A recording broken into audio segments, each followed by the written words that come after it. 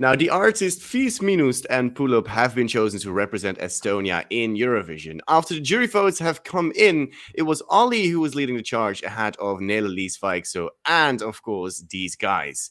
After the televote results, the same three acts advanced to the super final, moreover. And there it was 5miinust and Puuluup who gathered the most votes from the Estonian public. And will bring their song, and excuse my French, Nendest narkootikumidest ei tea me küll midagi. That was very good. Really? How long did you spend practicing that? I not much. Okay, maybe more than I want to admit, really. And they will perform in the second semi-final at Eurovision. Now, Gabe, what do you think of this song and also the selection? Well, I guess I should start with a confession about this song, which relates to the number of times I've streamed it since it came out.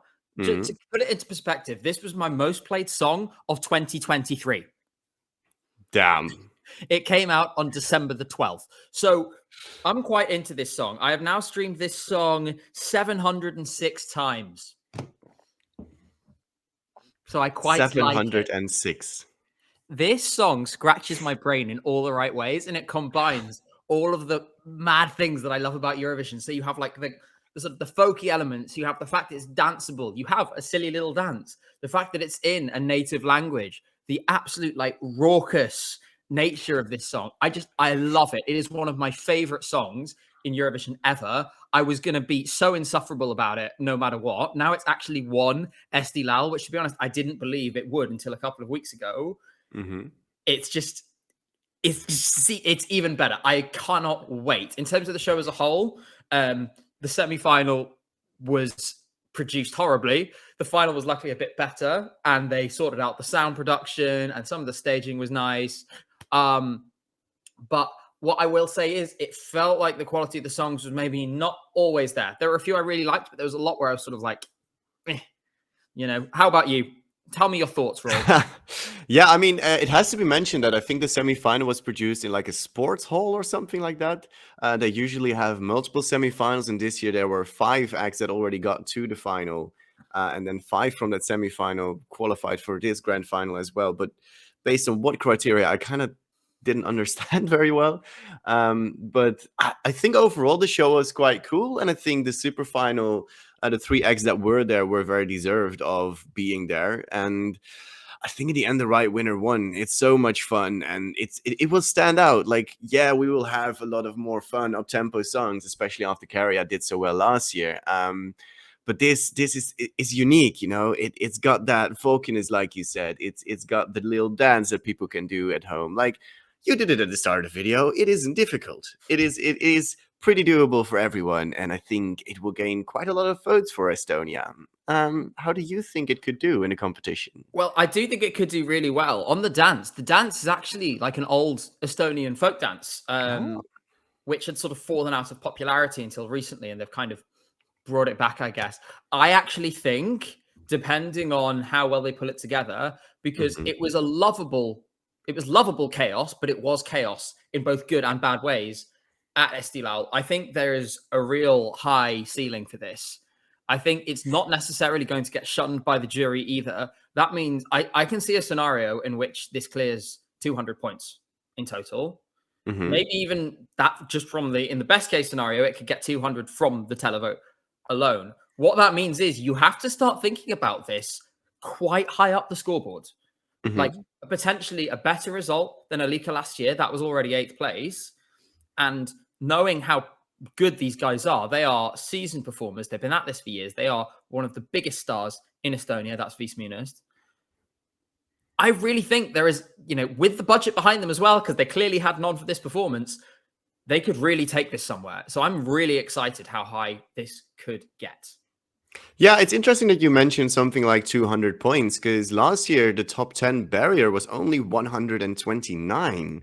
So if you can either excel with the juries or the televote, it might be very possible that you get a very good top 10 result. And for Estonia, that would be incredible, getting a back-to-back top 10 finishing position. What you said about the staging as well, I think it is a bit too messy. But also you cannot really play that much with the stage in Estilao. There's like just a few panels in the background that just flash some lights. At Eurovision, you can play with LEDs. You can make it look so much more crisp. The audio mixing will probably be a lot better as well. And I think that if they really pull up together, I'm sorry for that. This is going to be a really season. Honestly, this is going to be such a long year. We've been doing this 10 minutes. I've already burnt my tongue on my coffee, had a little fancy dance, and you're making puns like that. I have to do this every week with you. Every single week. I am very sorry. No, but I think they can really do pretty well at Eurovision. The only maybe slight doubt is that we're starting to see a bit of a pattern where there's more in your face fun songs, fun dancey songs being selected by every country. Do you think that will affect their chances a lot? So yes and no, because this is very like in terms of how it sounds, it is very unique. I think the frequent comparison that gets made at the moment seems to be with Windows 95 Man, which doesn't really make any sense to me because they're completely different genres of music. I get that they both appeal to the kind of, let's have fun, let's have a good time kind of vibe. But these are two acts with totally different backgrounds. You've got to remember, Windows 95 Man has a very broad background as an entertainer, whereas 5miinust and Puuluup are musicians first and foremost. So they're coming at it from different angles. There's not a shade of Eurodance in this, whereas No Rules is really underneath a straight up Eurodance song. This has those folk elements. It has other interesting things going on for it, but it also distinguishes itself from other up-tempo, more straight down the line pop songs because it sits in that zone in between the two. I would say Carrier is maybe a half example. I'd say maybe Alcohol is Free is a better one that sit between the mainstream and the crazy. Yeah. That gives it actually quite a wide window of appeal. I think probably wider than Windows 95 Man. No hate because I love Windows 95 Man. So I think so its prospects are really high, and I think it stands independently of some of those other songs that you're talking about. How about you? What are you thinking? Presumably half an eye on Joost Klein here as well. Yeah, I was thinking about it actually, because Joost Klein, this is kind of a bit in the ballpark that our song will probably be in as well. Very fun, very in your face, maybe not the best vocally, but very fun, very visually appealing. So they are going to snag from each other quite a bit. I said that they were in the second semifinal, right? Yes. Is that correct? Yes. So they will also be competing in the same semifinal as well. Is Finland in the first or? Finland, I believe, is in the first, yeah. I have this written down somewhere as well. Why am I not looking? So do I, in theory. Eurovision World, save me, Eurovision in World. The first semifinal, yes. I actually have a question here from EKMNS. Do you guys think there is a possibility for Estonia to win this year? Do you think it can go that far in the ranking, or is that a bridge too far, perhaps? Okay. If you give me a scenario where we get to Malmö, their vocal is perfect, and there are things they need to change to get there, which I'm sure we'll come on to, and the staging is as impactful as the music video is it impossible? No. In that situation, I would say it is still unlikely because realistically, knocked my microphone. Realistically, you're going to need, Karja showed it really. You need 150 from the jury as a minimum to get in contention for the win. I can't see this getting 100 from the jury unless we're in a situation, which also is not impossible this year, where you have a lot of songs competing. So the jury score is really spread out. If that happens, then suddenly this Televote has way more power because they can essentially choose between 7 or 8 songs. Yeah. Are we going to get there? I would love for it to happen because, full disclosure, I'm going to be so biased in this song's favor the whole season. But it would take a whole series of events falling into place in a way that I can't really see happening at the moment. Yeah, I think you need a bit more of a different factor as well. Like with Carrier, it was just a bit more slickly produced. I think this one is a little bit more rough around the edges, which also gives it its charm, to be fair. But I think there's just a few more things they need to work out. But it will do pretty well. I don't think it would be right in the top to contend for the win. But it's exciting for Estonia to have a song like this, I think. I'm really excited for them. It's also in Estonian, which is also really awesome to see, of course. I had another question pop up, but I just scrolled down that I wanted to click. Yes. Sadie Trent asks, will we get another Loreen versus Käärijä-esque rivalry this year, do you think? Do you want to take that first, or should I? I mean, I can take it first. It just really depends on if we're going to get a pop song like that again. Because that was more or less the thing last year. It was just Loreen's big name and her pop song versus the up-tempo, wild, bonkers person who wasn't necessarily good in the juries. So it was kind of a mismatch between those two. And I don't think at this moment we have heard a song that could be in the same ballparks as something that Loreen was. But I don't know, maybe. There's still many songs to come out, of course. We only have 18 now, I think. So I don't know. What do you think? We're only halfway. I mean, personally, in answer to the question, directly to the question, do I think it's likely? No, because also it became so personalized. It sort of transcended the countries, and it was literally about Loreen versus Käärijä. I think there was a sort of setup of part of the reason why that became so energized was because of how strong the feeling was for those two songs above the rest of the field. Like everyone, it was always going to be those two, way above everyone else. At the end. The other thing is that I think because they represented such different things, like Käärijä sort of just burst out. He was an underground musician in Finland, singing in his native language with something that was rough around the edges, that was, brash. And then on the other hand, you had Loreen, which was obviously very, very polished and was brilliant in its own way for that as well. So you had two incredible packages that people felt extremely strongly about. You had huge legions of fans who Euphoria was a defining moment for them in their, as they grew up with the contest. So I don't see a way in which we can have that kind of rivalry again. I also don't think it's something that we should strive for, because to be honest, and I was part of this, as a great many others were, it created a really toxic environment for a whole lot of people. Yeah. There are people on Twitter who, and this works both ways. There were things after the final, I was very saltily tweeting things that I regretted tweeting and I deleted the next morning. And there are people who've blocked me and still have me blocked on Twitter because of, as everyone knows, I really loved and still do love Käärijä. So I don't think it'll happen again. And I think it's probably a good thing that it doesn't happen again for all of us. Yeah, I think every single Eurovision year kind of has a different story anyways. Like, if you really look back at what happened every year, it was a different story. Like, Måneskin was kind of competing against Barbara Pravi and John Steers, but it was in such a different way than what Käärijä and Loreen was last year. So I think it's really unlikely that we really get something like it to this extent that we had last year. So I don't think it will happen either. And I'm not sure what country would send a song like that at this point that hasn't sent anything yet. I agree. I don't know. A quick little question.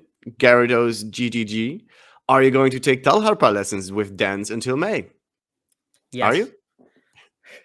Maybe we can do a little ESCUnited dance thing or something. Like if Arnaud is there, if Melanie is there.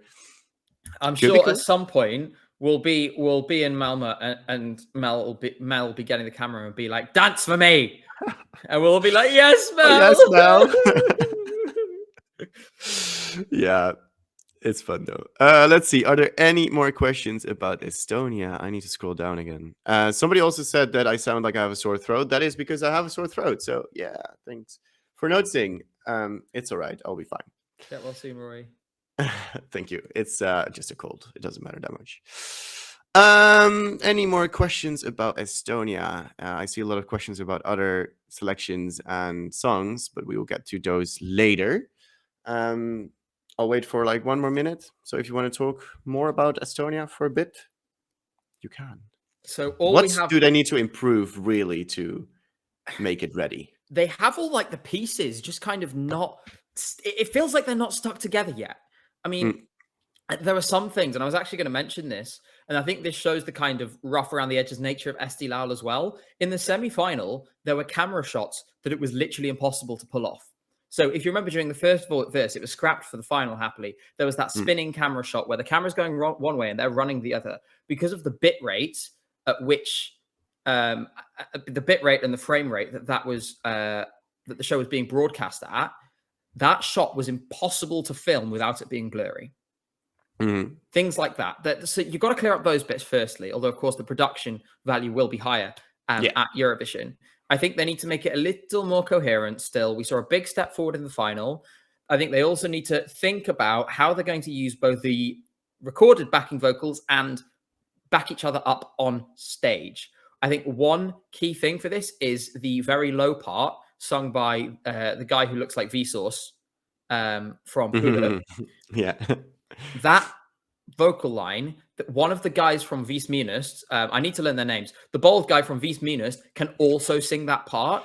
In my opinion, focus the camera on Vsauce Michael, but get the other guy to double that vocal. It'll make it so much more powerful and more impactful.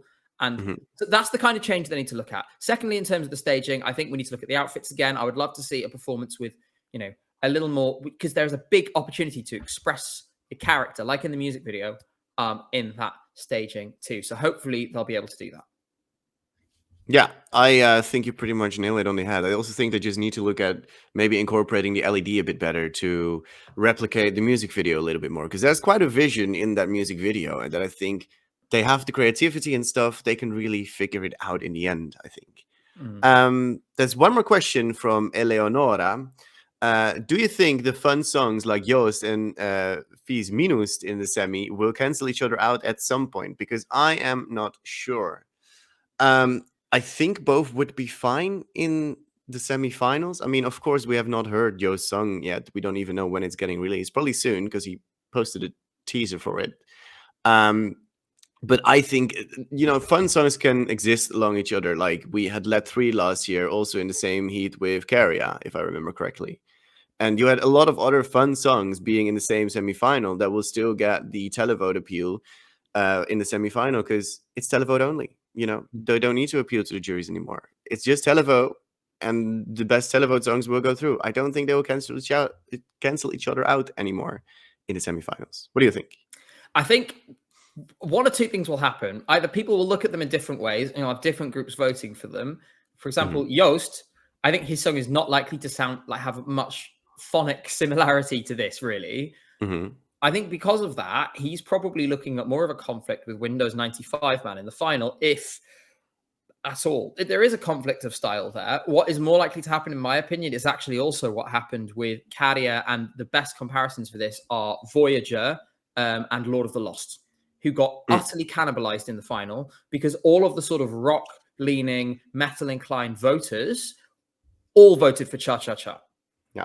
That was why there was such a marked drop-off in the Australian televote in the final. They won the televote in the semi, and then they were nowhere in the final. I think you're likely to see that with a few things this year. That means you're going to get a few poor results, but you're going to get some very, very strong results, because the televote, I think, is likely to move in similar ways to broadly agree around a smaller set of songs.